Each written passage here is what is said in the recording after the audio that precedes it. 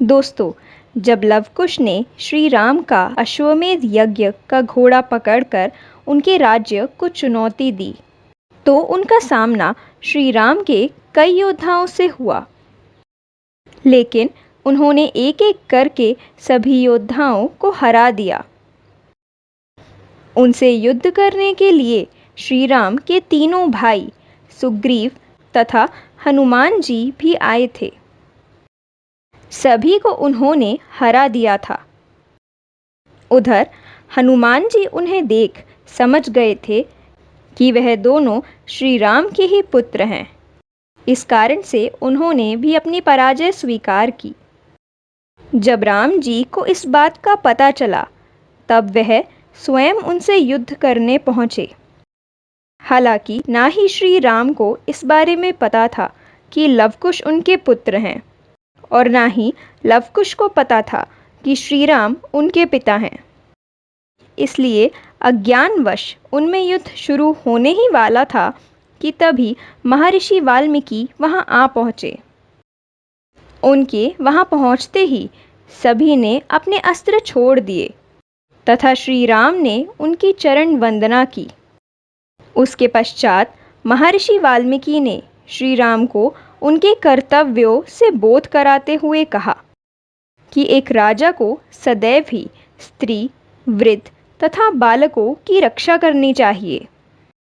इसलिए उन्हें भी बालकों की हठ के कारण क्रोधित होकर उनसे युद्ध नहीं करना चाहिए।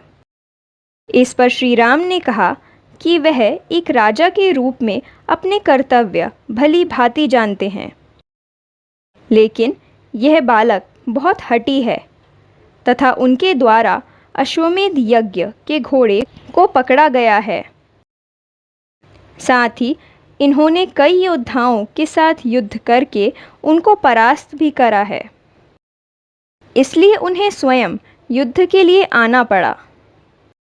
इसके पश्चात महर्षि वाल्मीकि जी ने गुरु होने के नाते लवकुश को समझाते हुए कहा कि श्री राम तो हमारे राजा हैं तथा हम उनकी नगरी में रहते हैं, और एक राजा के विरुद्ध अस्त्र उठाना राष्ट्रद्रोह की श्रेणी में आता है, जो कि अनुचित है। एक राजा अपनी प्रजा के लिए एक पिता के समान होता है। इसलिए राजा के विरुद्ध अस्त्र उठाना अर्थात अपने पिता के सामने अस्त्र उठाने के बराबर है। इसलिए उन्होंने लवकुश को समझाया कि एक आदर्श नागरिक होने के नाते वह अपनी हठ छोड़ दे तथा श्री राम को उनका घोड़ा वापस दे दे। तब लवकुश ने श्री राम से क्षमा मांगी तथा अपने गुरु की आज्ञा मानकर श्री राम को उनका घोड़ा वापस लौटा दिया। इस प्रकार महर्षि वाल्मीकि के द्वारा श्री राम और लवकुश के बीच होने वाले इस युद्ध को टाला गया। तो दोस्तों, आपको उत्तर रामायण के इस प्रसंग के बारे में पहले से पता था या नहीं, कमेंट करके अवश्य बताइएगा। साथ ही अगर आपको वीडियो पसंद आई हो तो वीडियो को लाइक कर शेयर ज़रूर करें, ताकि उन्हें भी इस प्रसंग के बारे में पता चल सके।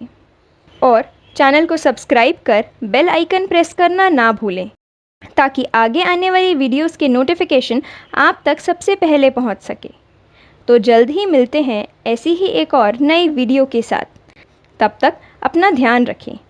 जय श्री राम।